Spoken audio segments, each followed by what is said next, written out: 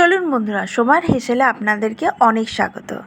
আজকে একটা নতুন রেসিপি নিয়ে চলে এসেছি। আশা করি আপনারা ভালো করেই দেখবেন আর অনেক ভালোবাসা দেবেন। প্লিজ ভালোবাসাটা অবশ্যই কিন্তু দেবেন। তার জন্য তো আমি আপনাদের কাছে নতুন নতুন রেসিপি শেয়ার করব। আমি কিন্তু ঘরোয়া আমার প্রতিদিনের যা রান্না সেগুলোই আপনাদের সাথে শেয়ার করি। আমি কিন্তু এই কারণের জন্য এইটা বেছেছি, এই কন্টেন্টটা বেছেছি আপনাদের সাথে, যে আমার প্রতিদিনে যা খাবার আপনারাও ঘরোয়া পদ্ধতিতে ঘরোয়া রান্না কিন্তু এইভাবেও করতে পারেন। আপনাদের বেশি খরচ করতে হবে না। বিনা খরচে প্রতিদিনের যা খাবার হয় সেগুলোই আমি আপনাদের সাথে শেয়ার করি। চলুন ফার্স্টে পনিরগুলো কেটে নিলাম। পনির তো আমরা সবাই খাই, বিশেষ করে শনিবার মঙ্গলবার অনেক সময় নিরামিষ থাকে, আমরা খাই। চলুন আজকে সেটাই দেখাই। এখানে পনিরগুলো ভালো করে তেলের মধ্যে ভেজে নেব। এটা কিন্তু আমি টিফিনের ব্রেকফাস্টের জন্য রেখেছি, এটা কোনো লাঞ্চের জন্য না। আপনারাও বাচ্চাদের টিফিনে ব্রেকফাস্টে এরকম একটা করে দেবেন, রুটির সাথে দেখবেন প্রতিটা রুটি খেয়ে নেবে।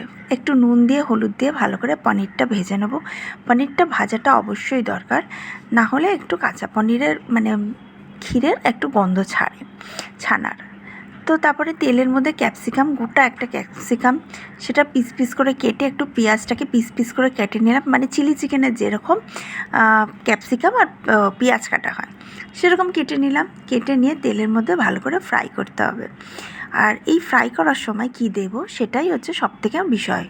সেই ফ্রাই করার সময় দেব হচ্ছে একটু নুন, আর একটু দেবো হচ্ছে লঙ্কার গুঁড়ো। আপনারা কাঁচা লঙ্কা দেবেন, আমার সেই সময় উপস্থিত ছিল না লঙ্কা, সেই কাঁচা লঙ্কা, সেই জন্য আমি গুঁড়ো লঙ্কা দিয়েছি।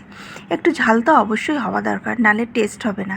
তরকারির মাধ্যমে সবসময় ঝাল, নুন, মিষ্টি এগুলো যদি না থাকে প্রপারলি, সেই তরকারি টেস্ট হয় না। তারপর আমি কেটে রাখা, ভেজে রাখা ক্যাপসিকামগুলো দিয়ে দিলাম। তারপরে দিয়ে দিলাম টক দইটা। টক দইটা দেওয়ার মানে হচ্ছে চিলি পনিরটা একটু টক টক লাগবে খেতে, আর টেস্টও লাগবে। টক দই তো সবসময় ভালো লাগে।